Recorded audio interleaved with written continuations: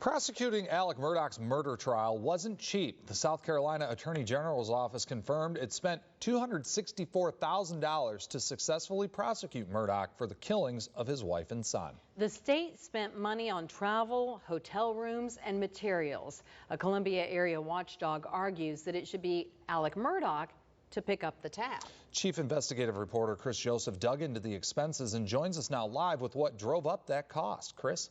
Well, Greg, there were two big things here: the location of the trial and how long it went on. Now, lawyers argued for 6 weeks, and the courthouse was an hour and a half from Columbia. Every day, the cost went up. This is Alex Murdaugh at 4147 Moselle Road. I need the police to answer immediately. The Alex Murdaugh trial. Badly. This is your wife and son? It was on your TV day in.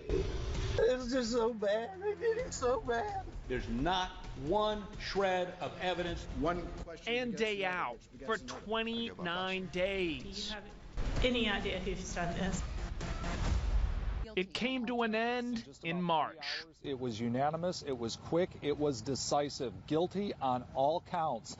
People across the world followed the Murdaugh saga, but it was South Carolina's Attorney General's office which successfully prosecuted Alex Murdaugh for the murders of his wife Maggie and son Paul. Justice was done today. It doesn't matter who your family is. It doesn't matter how much money you have or people think you have. It doesn't matter what you think, how prominent you are. If you do wrong, if you break the law, if you murder, then justice will be done in South Carolina. But how much did that justice cost you? South Carolina taxpayers paid $264,000 to get that job done.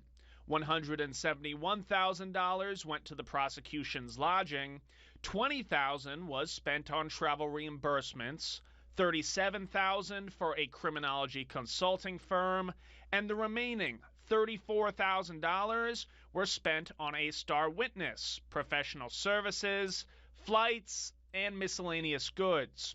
Less than 1% of the expenses, just $2,400, was spent on goods that can be reused in future trials. The Attorney General's office says the 6-week trial and the more than 90-mile commute from Columbia to Walterboro drove up the cost.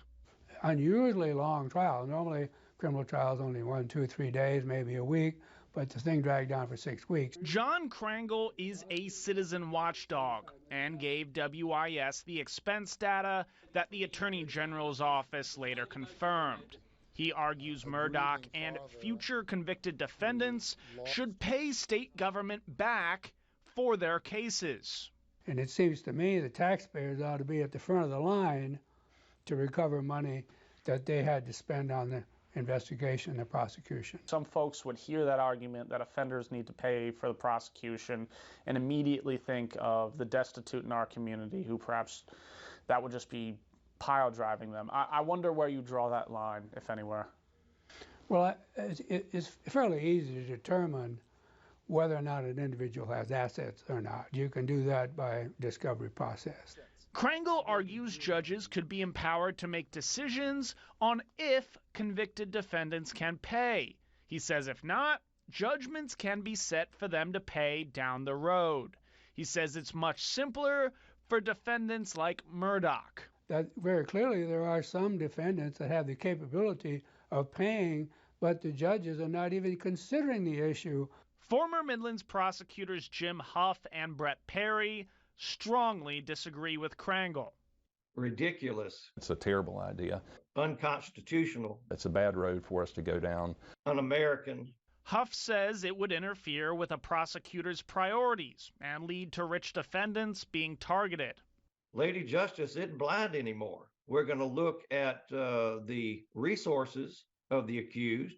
Let's go prosecute the folks that have money, not because the prosecution merits it, but we can fund our office better. If I'm a lawyer for a rich defendant and I'm hearing this, I'm thinking, why is my client being punished additionally because they have resources?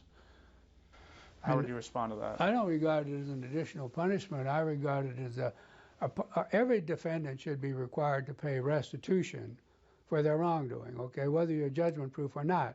The question is, are you capable of paying it, and can it be recovered? Then it's putting it on the rich folks. I mean, it's not putting it on those that can't pay it. It's only putting it on those that can. Perry questioned where the line would be drawn. If it cost 100% of your net worth to cover the cost of your prosecution, would you take everything someone had in order to do that? Some guidelines, some statutory guidelines could be formulated to give the judge a basis on which to make, or you could simply trust it to the discretion of the judge to make that determination. The Attorney General's office and Murdaugh's attorneys declined to comment. Krangel says he's lobbying for legislation on this issue. It's unclear if it'll gain any traction in the State House. But in the meantime, Murdaugh's lawyers tried to secure funding for an appeal. A judge denied that request. Yes, sir. No, that request was to release $160,000 from Murdaugh's retirement account. Of course, he's serving 2 life sentences for that double murder. Greg? All right, Chris, thanks so much. You can go to WIS-TV.com right now to read the latest on Alex Murdaugh and take a closer look at the Attorney General's expenses in his case.